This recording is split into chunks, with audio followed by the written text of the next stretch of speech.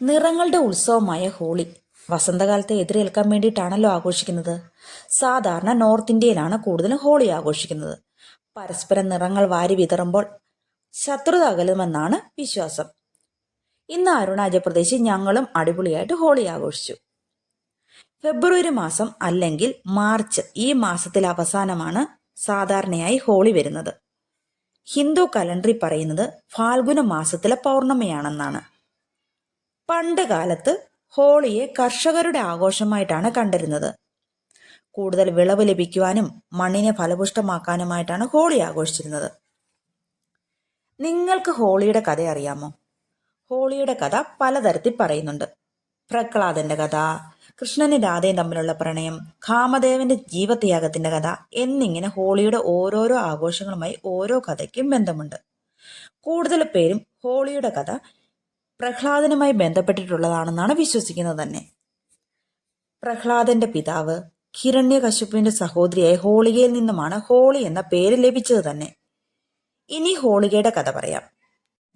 ബ്രഹ്മാവിൽ നിന്ന് ലഭിച്ച വരത്താൽ 3 ലോഹങ്ങളും കീഴടക്കിയ ഹിരണ്യകശിപു അഹങ്കാരത്താൽ മഹാവിഷ്ണുവിനെ വരെ തനിക്ക് കീഴടക്കാൻ കഴിയുമെന്ന് വിശ്വസിക്കുകയും എല്ലാവരും എന്നെ മാത്രം ആരാധിക്കണം, മഹാവിഷ്ണുവിനെ ആരാധിക്കരുതെന്ന് ഹിരണ്യകശിപു ഉത്തരവിടുകയും ചെയ്തു. എന്നാൽ ഹിരണ്യകശിപുവിന്റെ മകനായ പ്രഹ്ലാദൻ മഹാവിഷ്ണുവിന്റെ കടുത്ത ഭക്തനായിരുന്നു. തികഞ്ഞ ഈശ്വരവിശ്വാസിയായ പ്രഹ്ലാദൻ മഹാവിഷ്ണുവിനെ ആരാധിച്ചുകൊണ്ടേയിരുന്നു. പ്രഹ്ലാദനെ വധിക്കാൻ ഹിരണ്യകശിപു ഉത്തരവിടുകയും എന്നാൽ മഹാവിഷ്ണുവിന്റെ ശക്തി മൂലം അവനെ ഒന്നും ചെയ്യാൻ ആർക്കും സാധിച്ചില്ല.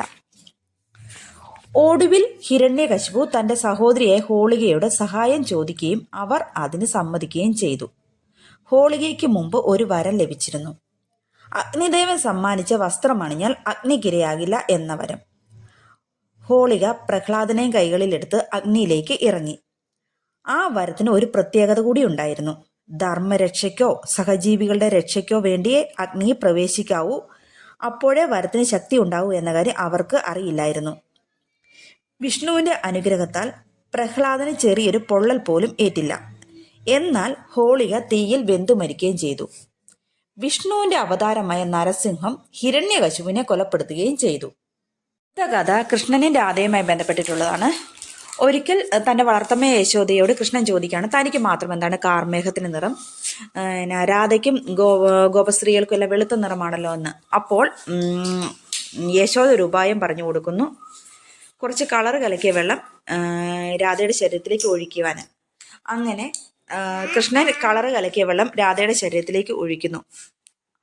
അത് പിന്നീട് ഹോളിയുടെ നിറങ്ങളുമായി ബന്ധപ്പെട്ട് ഈ കഥ പറയപ്പെടുന്നു.